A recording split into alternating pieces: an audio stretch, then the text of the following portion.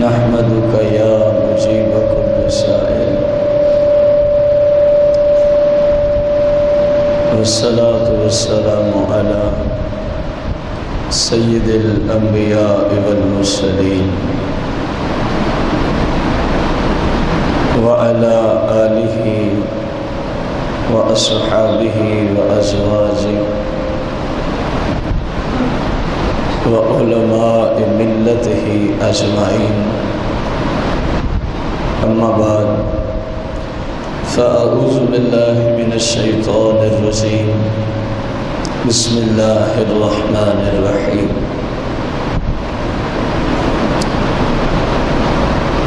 سنكتب ما قالوا وقتلهم الأنبياء بغير حق ونقول ذوقوا عذاب الحريق ذلك بما قدمت أيديكم وأن الله ليس بظلام للعبيد آمنت بالله صدق الله العظيم وصدق رسوله النبي الكريم مولاي صل وسلم دائما ابدا على حبيبك خير الخلق كلهم حمد و صلاۃ کے بعد سامعین محتشم، آج کا درس قرآن ہے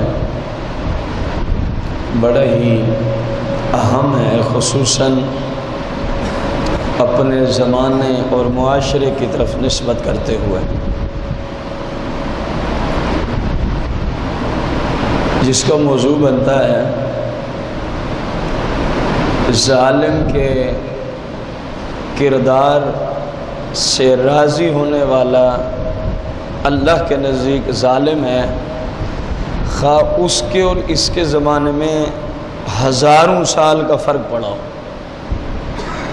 اسی طرح کسی گستاخ کے فعل، اس کے عقیدے اور اس کے قول سے فقط راضی ہونے والا شخص قرآن احادیث کی روشنی میں اسی گستاخ کے زمرے میں قیامت کے دن کھڑا کیا جائے گا، خواہ اس گستاخ اور اس سے محبت کرنے والے میں ہزاروں سال کا فرق ہو۔ یہ اصول قرآن پاک میں جس کو آج ہم نے پڑھنا ہے۔ پچھلے اتوار کا درس آپ کو یاد ہوگا، سیدنا ابو بکر صدیق رضی اللہ تعالی عنہ پر یہودیوں کی طرف سے ایک تہمت، پھر اللہ کی طرف سے آپ کے سچے ہونے کی گواہی، اور جو کچھ انہوں نے کہا اللہ کریم نے فرمایا سنکتب ما قالوا، جو کچھ انہوں نے کہا ہے نا وہ ہم نے اپنے پاس محفوظ کیا ہوا ہے۔ انہوں نے کیا کہا تھا کہ اللہ فقیر ہے اور ہم معاذ اللہ امیر ہو گئے ہیں۔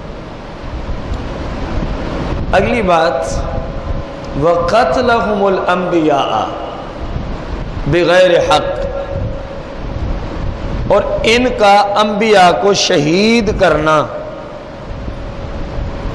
ان یہودیوں کا انبیاء علیہم السلام کو کیا کرنا، ہم نے اس کو بھی لکھ رکھا ہے، ہم نے اس کو بھی، اور وَنَقُولُ ذُوقُوا عَذَابَ الْحَرِيقِ، ہم قیامت کے دن ان کو کہیں گے ذُوقُوا عَذَابَ الْحَرِيقِ، یہ جو سخت ترین عذاب ہے اس عذاب کو چکھو، اس عذاب کو برداشت کرو، اس عذاب کو برداشت کرو۔ اب غور کریں، جملہ بولا جا رہا ہے جو انہوں نے کہا اللہ فقیر ہے اور ہم امیر ہیں، ایک جملہ یہ، اور دوسرے جملے پہ غور کی ضرورت ہے وَقَتْلَهُمُ الْأَنْبِيَاءُ، انبیاء کو انہوں نے شہید کیا۔ اب یہ جو آیت مبارکہ آئی ہے یہ رسول کریم صلی اللہ علیہ وسلم کے زمانے کے یہودیوں کے متعلقہ ہے۔ کن یہودیوں کے حق میں آئی ہے؟ صرف یہودی نہیں، فی زامن النبی صلی اللہ علیہ وسلم، جو سرکار صلی اللہ علیہ وسلم کے زمانے کے یہودی ہیں، کیونکہ ابوبکر صدیق کو جن یہودیوں نے بات کی تھی انہی کا ذکر چل رہا ہے نا، تو وہ موسیٰ علیہ السلام کے زمانے کے یہودی نہیں تھے، بلکہ سرکار مدینہ صلی اللہ علیہ وسلم کے زمانے کے۔ اب غور کریں، موسیٰ علیہ السلام یا پیچھے جو یہودیت گزری ہے ان کے بعد، ان میں اور رسول اللہ صلی اللہ علیہ وسلم کے زمانے میں جو یہودی آئے، کتنے سالوں کا فرق ہے، سینکڑوں برس بیت گئے۔ اب سرکار کے زمانے میں جو یہودی ہیں انہوں نے کس نبی کو شہید کیا تھا؟ ان کے زمانے میں تو نبی ایک آیا، سرکار مدینہ صلی اللہ علیہ وسلم، اور سرکار صلی اللہ تعالی علیہ وسلم کسی کے ہاتھوں شہید نہیں ہوئے۔ جس طرح کے جہاد میں کسی کے ہاتھوں اس طرح آپ شہید، اور قرآن کیا کہہ رہا ہے؟ اور ان کا انبیاء کو شہید کرنا، یہ اصول سمجھے، غور کریں۔ اب شہید کرنے والے کون ہیں؟ کن انبیاء کو شہید کیا؟ جناب یحییٰ، جناب زکریا، کتنا پیچھے کی بات ہے۔ اب اللہ فرما رہا ہے ان کو کہ تم نے انبیاء کو شہید کیا، حالانکہ کرنے والے سینکڑوں برس پہلے چلے گئے۔ جن کو شہید کیا گیا وہ بھی سینکڑوں برس دنیا سے پہلے، یہ سینکڑوں برس بعد میں آنے والے۔ اور میں کہتا، آپ کہتے ممکن تھا کہ غلط بات ہو جائے کہ یار قتل انہوں نے کیا، کہہ ان کو رہے، شہید فلاں نے کیا اور تم کہتے فلاں کو ہو۔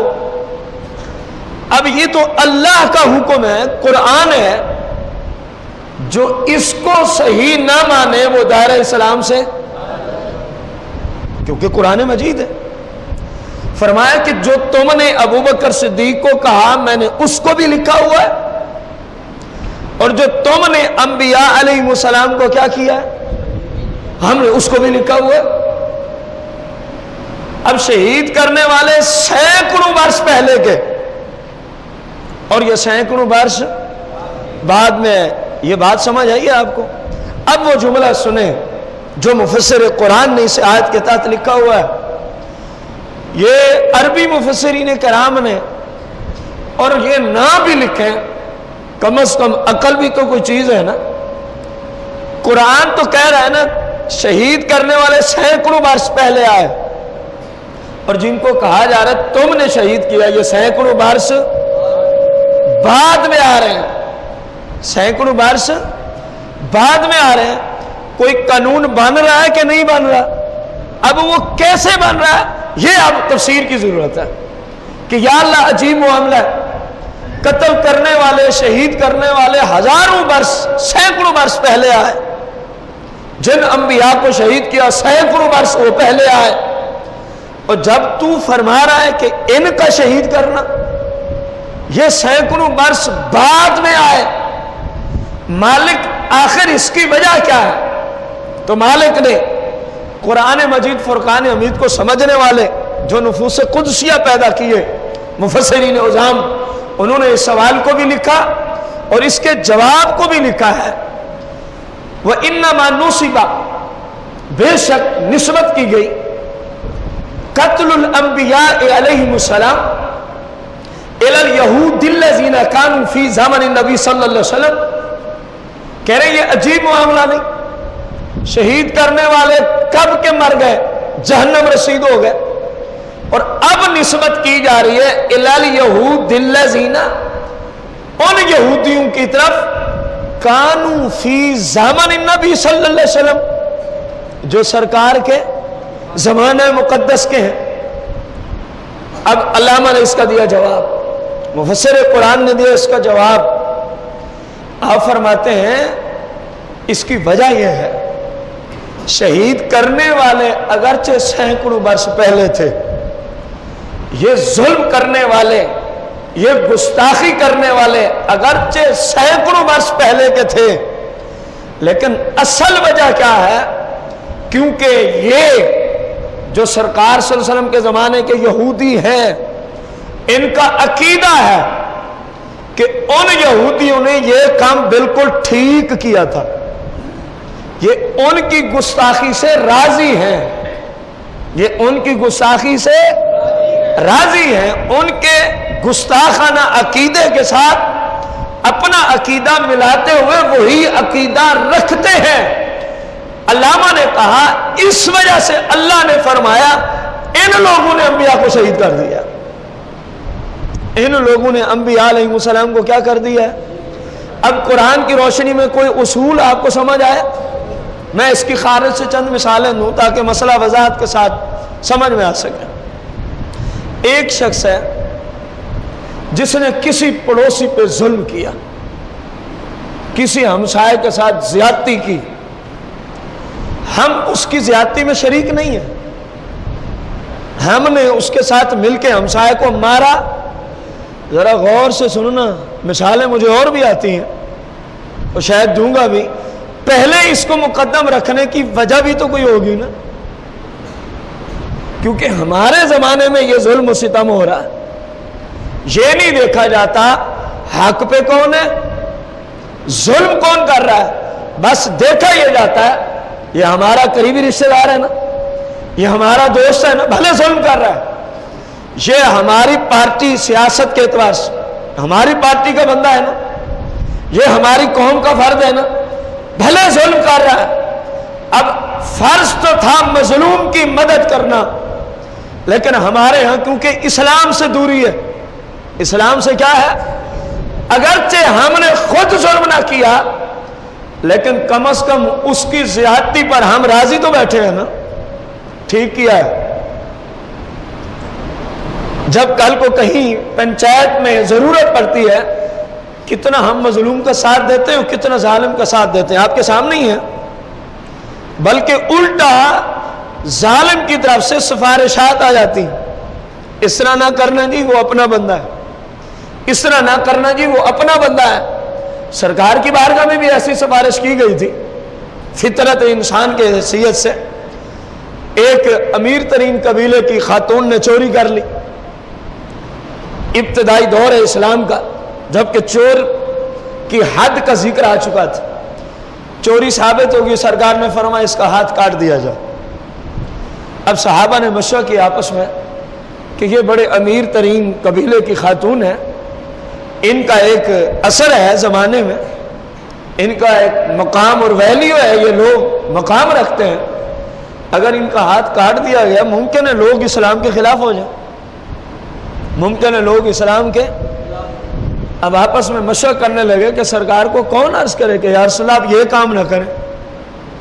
तो सरकार मदीना सल्लल्लाहु अलैहि वसल्लम के मुंह बोले बेटे, जिनका जिक्र 22वें पारे में आता है, हजरत ज़ैद रज़ियल्लाहु तआला अन्हु को साहबा ने कहा जी हमें तो डर लगता है क्योंकि काम सही नहीं है, लेकिन हम सोच इसलिए रहे हैं कि इस्लाम का फायदा हो जाए। आप जरा गौर करें उनकी सोच क्या है, किस लिए सजा रुकवाई जा रही है कि कहीं लोग इस्लाम के खिलाफ ना हो जाए। कोई जाती मुफाद नहीं है, क्योंकि जाती मुफाद के लिए सहाबा ऐसा कदम कभी नहीं उठा सकते, वो अपने फाहम और शऊर के एतबार से इस्लाम के फायदे के लिए। हमारी तो जरूरत नहीं, आप खड़े हो जाए। जब उन्होंने अर्ज की ना या रसूल अल्लाह सल्लल्लाहु अलैहि वसल्लम, आप इस औरत को अगर सजा न दें तो हमारे ख्याल में बेहतर है इसमें कहीं लोग इस्लाम के खिलाफ ना हो जाएं। सरकार मदीना सल्लल्लाहु अलैहि वसल्लम इंतहाई गजबनाक हालत में, गुस्से के आलम में सरकार अलैहिस्सलाम आ गए और आप अलैहिस्सलाम ने फरमाया तुम इस खातून की बात करते हो, देखो मैं बानी इस्लाम हूं, मैं बानी शरीयत हूं, मैं शारे अलैहिस्सलाम, तुम तो इस औरत की बात करते हो یہ بات ہو نہیں سکتی. یہ بات ہو، قرآن میں آیا ہے نا، وَلَوْ كَانَ فِيهِمَا آلِهَةٌ إِلَّا اللَّهُ لَفَسَدَتَا، اگر اللہ کے سوا کوئی اور اللہ ہوتا زمین و آسمان میں تو کب کا زمین و آسمان برباد ہو چکا ہوتا. قرآن میں آیا کہ اگر اللہ کے سوا کوئی اور اللہ ہوتا. اب ہے تو نہیں نا. معلوم ہوا مثال دینے میں کچھ نہیں ہوتا. مثال دینے میں سرکار نے فرمایا تم اس عورت کی بات کرتے ہو، اس کی جگہ اگر ہو نہیں سکتا جس طرح دوسرا خدا ہو نہیں سکتا، اگر فاطمہ بنت محمد بھی ہوتی صلی اللہ علیہ وسلم، فرمایا صحابہ تم کیا خیال رکھتے ہو، میں تو فاطمہ بنت محمد کا بھی ہاتھ کاٹنے کا حکم دے دیتا، اگرچہ یہ ہو نہیں سکتا جس طرح دوسرا خدا ہو نہیں سکتا. مثال قرآن میں موجود ہے. میں نے اس لیے پڑھا کہ کوئی بندہ اس حدیث کو سننے کے بعد یہ نہ کہے کہ یہ اہل بیت کا گستاخ بیٹھا ہے. اگر میں گستاخ ہوں تو جس نبی علیہ السلام کا یہ حکم ہے ان پہ بھی فتویٰ لگے گا. مثال دینے میں کچھ بھی. پہلے تو کہا جا رہا بارہا کہ فاطمہ ایسا کام کر نہیں سکتی کسی صورت جس طرح دوسرا خدا پیدا، لیکن مثال تو ہے نا قرآن میں. اگر ہوتا تو یوں ہو جاتا.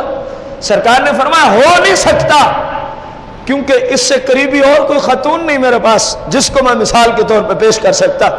تم اس کی امیرت کو دیکھ رہے ہو. اگر میری لخت جگر بھی ہوتی اگرچہ وہ ایسا کام کر سکتی، کسی صورت بھی ایسا کام ممکن نہیں. لیکن شریعت یہ ہے صحابہ، شریعت پر سبھی پہ یکساں لاگو ہوتی ہے. یہ ہے عدل و انصاف کا تقاضا. اب غور کریں، ہمارے معاشرے میں جتنا ایک مظلوم کا ساتھ دیا جا رہا ہے اور جتنا ایک ظالم کا ساتھ دیا جا رہا ہے، ہمارے ہاں یہ کوئی نہیں دیکھتا عدل کیا ہے، حق کیا ہے، انصاف کیا ہے. ہمارے ہاں فقط دیکھی جاتی ہے برادری. ہمارے ہاں فقط دیکھی جاتی ہے سیاست میں یہ ہماری پارٹی کا، بھلے جو مرضی ہو جائے ہم تیرے ساتھ کھڑے. میرے بھائی یہ سب کہانیاں ہیں. یہ برادریاں، یہ قومیں، یہ سیاست، یہ پیسہ، یہ مال، یہ جائیداد، یہ دولت، یہ سب کچھ خاک ہو جائے گا. اگر آپ کے کام آئے گا تو صرف وہ کام جو رسول اللہ کی شریعت کے مطابق ہوگا، باقی سب یہیں خاک ہو جائے گا. باقی سب کا سب یہیں. غور کریں، قرآن ہمیں یہی درس دے رہا ہے. تم بھلے اس کے ساتھ کھڑے ہو کے ظلم نہ بھی کرو، لیکن فقط اس کے ظلم کے خلاف آواز نہ اٹھاؤ، بلکہ ٹھیک کیا. کیا کیا؟ ٹھیک کیا. اللہ فرما رہے جو اس پر حکم ہوگا وہی تمہارے اوپر حکم ہوگا. جو اس پر حکم ہوگا وہی. اور بھلے ہزاروں سال، سینکڑوں سال گزر گئے ہوں. مثال کے طور پر جناب موسیٰ علیہ الصلوۃ والتسلیم اور فرعون کا آپس میں اللہ کی رضا کی خاطر موسیٰ علیہ السلام ان کو تبلیغ کر رہے اور وہ بے ایمان آپ کے مخالف ہو جاتا ہے. جنگ ہوئی، لڑائی ہوئی، اس میں اللہ کریم نے موسیٰ علیہ السلام کو کیا عطا فرمائی؟ فتح عطا فرمائی. فرعون و آل فرعون کو غرق کیا. اب دیکھیں ہزاروں سال گزر گئے. اگر آج کوئی شخص یہ نظریہ رکھے کہ فرعون نے ٹھیک کیا تھا، فرعون نے، یہ آج سمجھانے کے لیے میں چند مثالیں عرض کروں تو قرآن کی روشنی میں قیامت کے دن یہ بندہ فرعون کی فوج کے ساتھ کھڑا کیا جائے گا. فرعون کی فوج کے ساتھ کھڑا کیا جائے گا. اسی طرح مینوان حضرت امام حسین رضی اللہ عنہ اور یزید پلیت جہنمی، آپ امام علی مقام رضی اللہ عنہ نے صرف دین اسلام کی سر بلندی کے لیے کس غرض سے عالم جہاد بلند کیا تھا؟ دین اسلام کی سر بلندی کے لیے. لیکن یزید دنیا کا پجاری تھا، دولت کا پجاری تھا، شرابی تھا، زانی تھا، بے نمازی تھا، فاسق و فاجر تھا. وہ دنیا کے دولت کے نشے کی دھت میں پڑا ہوا ہے. اب تقریباً کوئی 1350 سال سے زیادہ عرصہ بیت گیا ہے واقعہ کربلا کو. آج یا قیامت تک اگر کسی نے یہ نظریہ رکھا کہ یزید نے جو بھی کیا، اونچی تو بولے، کوئی آپ نہیں کہتے، آپ تو درس قرآن سمجھنے کے لیے بول رہے ہیں، قرآن کی تفہیم کے لیے اپنی زبانوں کو ہلا رہے ہیں. اگر کسی نے آج تک کہا یا قیامت تک کہے کہ یزید نے جو بھی کیا، یار سارے بولو، کوئی تالے لگے ہوئے کیا؟ جو بھی کیا اس بدبخت نے، جس کا یہ عقیدہ ہے، قرآن کی روشنی میں دیکھو نا، شہید کرنے والے سینکڑوں برس پہلے تھے، لیکن جو ان کے شہید کرنے والے کام سے جنہوں نے کہا ٹھیک کیا، اللہ نے فرمایا تم نے شہید کیا، اللہ نے فرمایا تم نے انبیاء کو.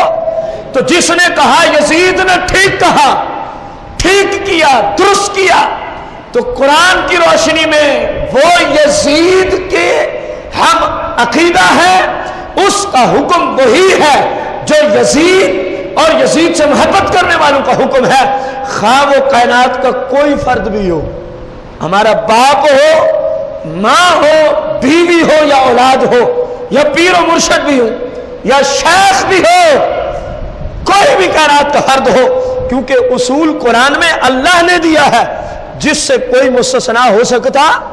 اگر آج کوئی شخص یہ جملے بولے یزید ہمارا لیڈر ہے، یزید ہمارا امیر المومنین ہے، یزید خلیفۃ المسلمین ہے، یزید جنتی ہے، بتائیں وہ مسلمان ہے یا یزیدی گروپ کا فرد ہے؟ چلو جن کو سمجھ نہیں آئی وہ تو مجبور بیٹھے ہیں، جن کو سمجھ آئیے وہ حق کی آواز کو بلند کریں گے قرآن شریف کو سمجھتے ہوئے. جو یزید کے فعل اور کردار کو صحیح کہے، جو واقعہ کربلا میں ہوا بالخصوص، ویسے تو اس کی بہت ساری اور بھی اس نے لعنتیں اٹھا رکھی اپنے اوپر. واقعہ ہرا بھی ہے، کربلا اور کعبہ شریف میں آگ لگانے کا واقعہ بھی ہے، کتنے صحابہ اہل بیت کو ذبح کرنے کے واقعات بھی ہیں.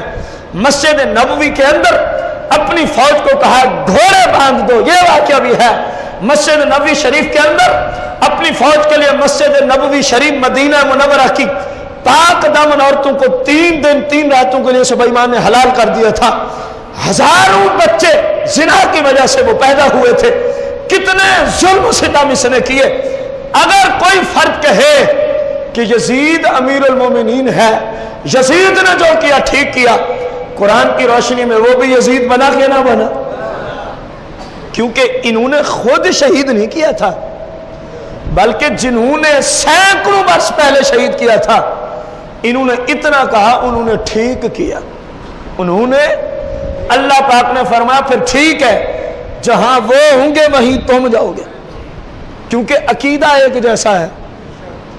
یہ مجبوری ہے کہ اب ان کے سامنے وہ کام نہیں ہے جس کو یہ کر سکتے، یہ مجبوری ہے.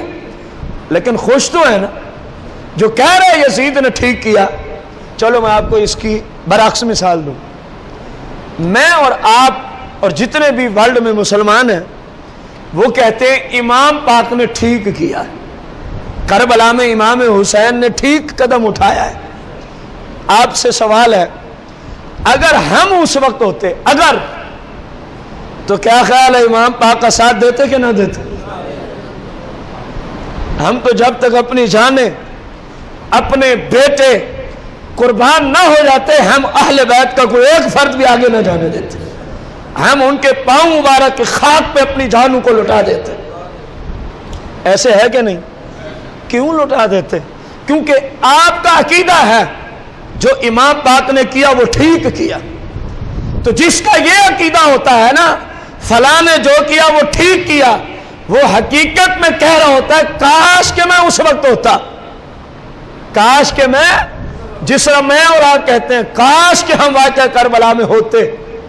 تو اے امام پاک، جب تک ہماری سانس باقی ہوتی آپ کی طرف یزیدیوں کا قدم بھی نہ بڑھنے دیتے. پہلے ہماری لاشوں پہ وہ چلتے، پھر آپ کی طرف آتے، کیونکہ ہم نے کہا کہ آپ نے جو بھی کیا ٹھیک کیا. تو جو کہہ رہے یزید نے جو بھی کیا اس کا بھی تو یہی عقیدہ ہوگا نا کہ کاش میں بھی اس وقت ہوتا تو میں یزید کے ساتھ مزید فوج کی تعداد بڑھاتا اور میں اس طرف سے لڑتا. تو اللہ بھی یہی فرما رہا ہے کہ لڑنا یا لڑنے کو اچھا سمجھنا عند اللہ برابر ہے. عند اللہ کیا ہے؟ برابر ہے. فرمایا جس طرح انہوں نے شہید کیا جو ان پہ حکم ہے. کیا حکم ہے؟ ذوقوا عذاب الحریق، چکھو آپ دردناک انتہائی سخت عذاب کو. اور جو ان کے اس شہید کرنے والے کام سے کیا ہیں؟ راضی ہیں، متفق ہیں کہ ٹھیک کیا. اللہ نے فرمایا ہم ان کو بھی کہیں گے ان کے ساتھ چلو دوزخ میں، ان کے ساتھ چلو. تو جو کہہ رہا ہے یزید ہمارا لیڈر ہے، امیر المومنین ہے، گویا وہ کہہ رہا ہے کہ یزید نے جو بھی کیا ٹھیک کیا. اللہ فرما رہا پھر جہاں یزید ہوگا وہیں تو ہوگا، جہاں یزید ہوگا وہیں تو ہوگا. اب غور کرو، اگر کوئی کہے ہمیں ابھی تک سمجھ نہیں آئی تو میں آخری بات صحیح سے رسول کریم صلی اللہ علیہ وسلم کی حدیث مبارکہ اس آیت کی جو مزید وضاحت کر دے. سرکار صلی اللہ علیہ وسلم نے فرمایا صحیح ستہ میں حدیث کہ اگر کسی قوم سے، اگر کسی فرد سے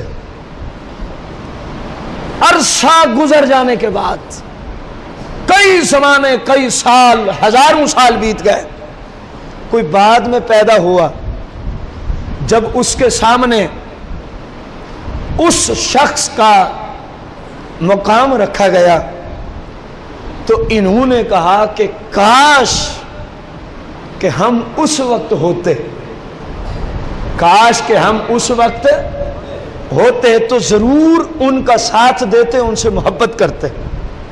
مثال کے طور پر یہی جو واقعہ میں نے آپ کے سامنے رکھا، کاش کہ ہم سن 61 ہجری کو ہوتے عراق میں تو امام عالی مقام کا ضرور بضرور ہم کیا دیتے، اور ایسے دیتے جب تک اپنا خاندان باقی ہوتا، کم از کم آپ تک کہ یزیدی نہ آتا.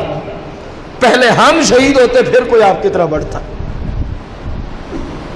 سرکار نے فرمایا لیکن وہ افسوس کرتا ہے، مفہوم حدیث، کہ میری قسمت کہ میں اس وقت تھا نہیں. فرمایا اس کو پریشان نہیں ہونا چاہیے، سرکار اپنی امت پہ بڑے مہربان و شفیق ہیں. فرمایا اس کو پریشان نہیں ہونا چاہیے، کاش کہ میں اس زمانے میں ہوتا تو جنگ احد میں سرکار کا میں ساتھ دیتا، کاش کہ میں اس زمانے میں ہوتا تو غزوہ احزاب میں سرکار کا ساتھ دیتا، کاش کہ میں اس زمانہ میں ہوتا تو جنگ بدر میں اتنا مشکل ترین معرکہ ہوا میں سرکار کا ساتھ دیتا. فرمایا پریشان نہ ہو، بس تو اتنا عقیدہ رکھ لے، کاش کہ میں اس وقت ہوتا تو میں ان کے ساتھ ہوتا. فرمایا قیامت کے دن رب تجھے انہی کے ساتھ کھڑا فرمائے گا. عقیدہ وہ رکھ جو اچھے عقیدے والے تھے. فرمایا قیامت کے دن اللہ تجھے انہی کے. اور سرکار نے فرمایا ایک ایسی قوم، ایسا شخص گزرا جس نے باطل کام کیے، گستاخیاں کی، اور ہزاروں سینکڑوں برس بعد کوئی اور فرد آیا، کوئی قوم آئی، کوئی قبیلہ آیا، کوئی گروہ آیا، اور وہ کہنے لگا کاش کہ ہم اس وقت ہوتے تو ہم اس باطل کا ساتھ دیتے. مثلا جس طرح آج یزید کو اپنا ابا کہنے والی قوم موجود ہے، اپنا لیڈر اور رہنما اور جنتی کہنے والی قوم اور قبیلہ موجود ہے، کاش کہ ہم اس وقت ہوتے تو یزید کا کیا دیتے؟ ساتھ دیتے. سرکار صلی اللہ علیہ وسلم نے فرمایا اگرچہ یہ اس وقت تھا نہیں، لیکن قیامت کے دن اللہ اس کو اسی ظالم کے ساتھ کھڑا کرے گا. یہ سیاستہ کی حدیث مبارکہ ہے.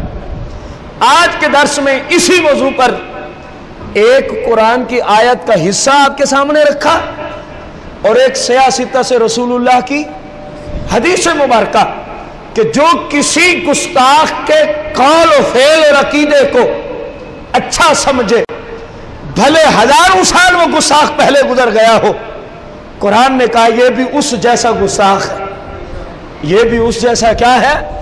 گستاخ ہے.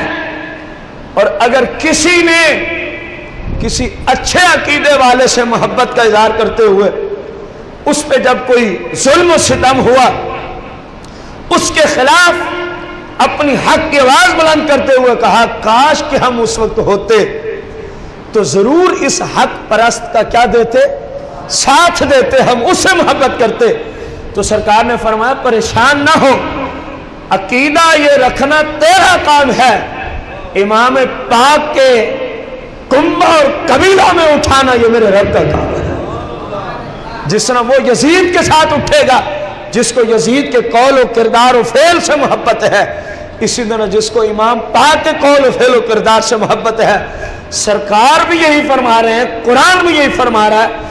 اب آپ سے سوال ہے کہ کسی گستاخ سے محبت کرنے والا کسی گستاخ کے درس قرآن کو، درس حدیث کو، ان کے درس نظامی پڑھانے والے کورس کو، حفظ قرآن کرانے والے کورس کو، جتنا کچھ بھی وہ کرتے ہیں، ہوں گستاخ، شرط کیا ہے کہ ہوں خواہ مخواہ کا الزام نہیں، واقع میں گستاخ۔ جس طرح ہمارے یہاں خواہ مخواہ میں کسی کو گستاخ بنایا جاتا ہے، اسلام اس کو برداشت نہیں کرتا۔ ہمارے یہاں تو جو انگوٹھے نہ چومے وہ بھی گستاخ رسول ہو جاتا ہے، معاذ اللہ۔ حالانکہ اسلام میں ایسی بات ہے، یہ ہماری لا علمی ہے۔ لا علم مولوی جب سے سٹیج پہ بیٹھنا شروع ہوئے، قوم میں، قبیلے میں، امت میں فتنے کھڑے ہو گئے۔ اب ان کے ہاں 10 بندے بیٹھے ہیں نا، سرکار کا نام مبارک آیا، 7 نے انگوٹھے چومے اور 3 نے، فوراً فتویٰ ہے گستاخ رسول ہے۔ کہاں لکھا ہوا؟ چلو ہماری اصلاح ہو جائے، جو بات حق ہے وہ تو کرنا ہمارا حق ہے نا۔ یہ اہل سنت قرآن حدیث، اہل سنت کی کتنی ائمہ کی بکس ہیں، یہ فتویٰ کہاں آیا؟ یا ہمیں ان سے کوئی زیادہ علم ہے جن کے دیے ہوئے سے ہم آگے پھیلا رہے ہیں؟ امام اعظم ابو حنیفہ نے تو ایسا فتویٰ نہیں دیا، امام احمد رضا خان نے تو ایسا فتویٰ نہیں دیا۔ کیسے دیں جب شریعت نے نہیں دیا؟ تو وہ گھر سے تو فتوے ویسے نہیں دیا کرتے تھے۔ ہمارے ہاں اس کا فتویٰ وہی ہے جو ان کے اپنے ہاں ہے۔ انہوں نے بھی کہا چوم لو تو ثواب ہے۔ فتاوی دار العلوم دیوبند باب الاذان والاقامت میں یہ فتویٰ پوچھا گیا، جو دار العلوم دیوبند انڈیا میں مفتی صاحب دار الافتاء میں بیٹھتے ان سے پوچھا گیا۔ سرکار کا نام آئے تو انگوٹھے چومنے کا حکم کیا ہے؟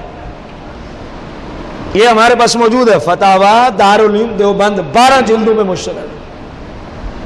جواب دیتے ہیں مفتی صاحب، چوم لو تو ثواب ہے، نہ چومو تو کچھ بھی نہیں ہوتا۔ نہ چومو تو، اور ہماری کتب میں بھی یہی لکھا ہوا، چوم لو تو ثواب ہے اور نہ چومو تو گناہ ہوتا، کیونکہ یہ مستحب ہے۔ اور حکم المستحب کیا ہے؟ یصاب علی فعلی ولا یعاقب علی ترک، کر لیں تو ثواب ہوتا ہے، نہ کریں تو گناہ نہیں ہوتا۔ یہ امامہ پہننا، جو نہ پہنے وہ گستاخ رسول ہے؟ اونچی تو بولے، بس جتنا اس کا حکم ہے انگوٹھے چومنے کا وہی ہوگا۔ اب لگاؤ فتویٰ سبھی پہ۔ یہ لا علم مولویوں نے فتنے کھڑے کر دیں۔ اب رفع دین جو کرے وہ کافر، یہ فتویٰ ہے۔ اور شرم کرو، حیا کرو۔ اگر نہیں دین آتا تو کم از کم اس طرف نہ ہو، یا آ گئے ہو حرام کھانے پہ تل گئے ہو تو کم از کم جھوٹے فتوے تو نہ دو۔ کروڑوں محدثین اور ان کے متعلقین کی تعداد کروڑوں میں پہنچے گی، جو رفع یدین کرتے رہے اور کر رہے ہیں، ان پہ کیا فتویٰ؟ یار پورے ورلڈ میں 4 ائمہ کی اقتدا کی جاتی ہے فروع شرع میں، فقہی مسائل میں۔ ان میں 3 ائمہ آج بھی رفع یدین کے قائل ہیں، امام مالک، امام احمد بن حنبل، امام شافعی رضی اللہ عنہم اجمعین۔ یہ خود بھی کرتے تھے، وہ لا علم بندہ ہے کہ نہیں جو رفع یدین کو جانبین میں اختلاف بنانے کی کوشش کر رہا ہے؟ رفع یدین کوئی اختلاف، سنی رفع یدین کرتے ہیں، سنی رفع یدین۔ وہ امام مالک کا مقلد کون ہوتا ہے؟ سنی ہی تو ہوتا ہے۔ امام شافعی کا مقلد کون ہے؟ امام احمد بن حنبل کا مقلد کون ہے؟ جس غوث کی 11ویں پہ پلتے ہیں نا اکثر آج کے سنی، تو وہ غوث پاک بھی رفع یدین فرمایا کرتے ہیں۔ رفع یدین اختلاف نہیں، یہ ذہن میں رکھیں۔ یہ لا علم لوگوں نے فتنے کھڑے کر دی۔ کیا کھڑے کر دی؟ ہاتھ یہاں باندھتا ہے کوئی عرض نہیں، میں تو کہتا ہوں یہاں باندھ لو تب بھی نماز ہو جائے گی۔ کوئی ہاتھ باندھنا نماز کے شرائط فرائض واجبات میں سے آتا ہی نہیں ہے، ہمارے نزدیک بھی نہیں آتا۔ ہمارے امام نے بھی یہی فتویٰ دیا کہ دونوں روایات ہیں، ادھر ہاتھ باندھنے والی بھی ہے ادھر بھی ہے۔ فرمایا ہمارے نزدیک کیونکہ یہاں ہاتھ باندھنے میں اللہ کا ادب و احترام اور تعظیم زیادہ ہے، اس لیے جو حنفی ہوگا وہ یہاں ہاتھ باندھے گا، یہ کوئی اختلاف تھوڑی ہے۔ لیکن لا علم نے اسی کو اختلاف بنا دی۔ سمجھ آئیے کہ نہیں آئی؟ وہ بات میں کر رہا تھا، گستاخ ہونا شرط ہے، پھر یہ ساری گفتگو ہوگی۔ گستاخ ہو اس کے درس قرآن میں جانا، گستاخ ہو باتوں میں نہیں واقعتاً گستاخ ہو، اس کے پاس کسی طرح کی تعلیم پڑھنا ہو گستاخ، اس کے کسی قول و فعل کو اسلام میں اچھا سمجھنا قرآن کا فتویٰ ہے۔ اگر تو اس کو اچھا سمجھے گا تو اللہ کے ہاں تیرا حکم بھی وہی ہے، اللہ کریم کے ہاں تیرا حکم بھی، لیکن شرط کیا ہے کہ وہ واقعتاً کیا ہو، باتوں باتوں میں نہیں، حقیقت میں وہ گستاخ ہو۔ بھلے وہ اپنے آپ کو سنی بھی کہتا ہو، سنی کہنے سے تو کوئی سنی نہیں بنتا نا، سنیوں کے عقیدے اپنانے سے بندہ سنی بنتا۔ سمجھ آئیے کہ نہیں؟ کہیں جی ہم بڑے مسلمان ہیں، بڑے عاشق رسول ہیں، ہم کہتے بھی ہیں ہم بڑے عاشق رسول ہیں، نماز پڑھنی کوئی نہیں۔ آپ بتاؤ وہ عاشق رسول ہے؟ جو فاسق و فاجر ہے وہ عاشق رسول ہے؟ ہم جی عاشق رسول ہیں، غلامی رسول میں موت قبول ہے، لیکن سرکار نے حکم دیا یہودیوں کی مخالفت کرو، داڑیاں رکھو، کہتے ہیں جی داڑھی نہیں رکھ سکتے، یہ عاشق رسول ہے۔ یہ ان باتوں سے نہ عشق ثابت ہوتا ہے، اسی طرح ادھر والی جو عام فہم گفتگو ہے اس سے نہ کسی کا کافر ہونا ثابت ہوتا ہے۔ کفر اور محبت، کفر اور ایمان یہ اپنانے سے کسی پہ لازم ہوتا ہے، ورنہ تو باتوں باتوں میں کہنا شروع کر دوں جی جنت الفردوس میں جاؤں گا، اب میرے کہنے سے تو میں نہیں جا سکتا۔ اگر جنت الفردوس والے میں عمل کروں تو اللہ کریم راضی ہو جائے، اپنے محبوب کے صدقے مجھے بھیج دے۔ اسی طرح عشق رسول کہنے سے سچا، بلکہ جو سرکار نے عشق کے لیے، محبت رسول صلی اللہ علیہ وسلم کے لیے کام ارشاد فرمائے ہیں، جب ہم ان کاموں کو کریں گے بھلے ہم نہ بھی کہیں، پھر وہ خود فرماتے ہیں یہ میرا غلام ہے، یہ میرا۔ تو ان باتوں کو سمجھنے کی اور انہی باتوں کے اعتبار سے زندگی گزارنے کی اس وقت معاشرے کو بڑی ضرورت ہے۔ بات بات پہ دوسروں کو کافر، بات بات پہ دوسروں کو گستاخ رسول، بات بات پہ اپنے آپ کو جنت کا ٹھیکیدار۔ اسلام میں ایسا کوئی نظریہ نہیں ہے، اسلام میں ایسا کوئی نظریہ، اسلام نے مسلمہ جانبین کو اصول دے دیے، یہ کرو گے تو کفر ہے، یہ کرو گے تو اسلام ہے۔ اب جو وہ کرے گا اسلام والا ہے تو وہ اسلام والا ہے، کہ کفر والا ہے تو وہ۔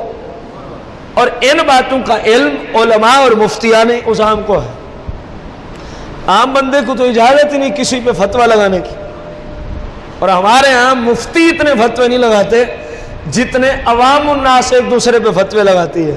رونے کا مقام یہ ہے، کیونکہ مفتی کو ڈر ہوتا ہے کہ کہیں اگر یہ گستاخ نہ ہوا اور میں نے کہہ دیا تو میری خیر نہیں۔ اس کو تو پتہ ہے نا اصول کا، اور انہوں نے کہا نا کیونکہ انگوٹھے نہیں چومے اس لیے فارغ ہو گئے. کچھ نہیں ہوتا. سمجھ آ رہی ہے آپ کو؟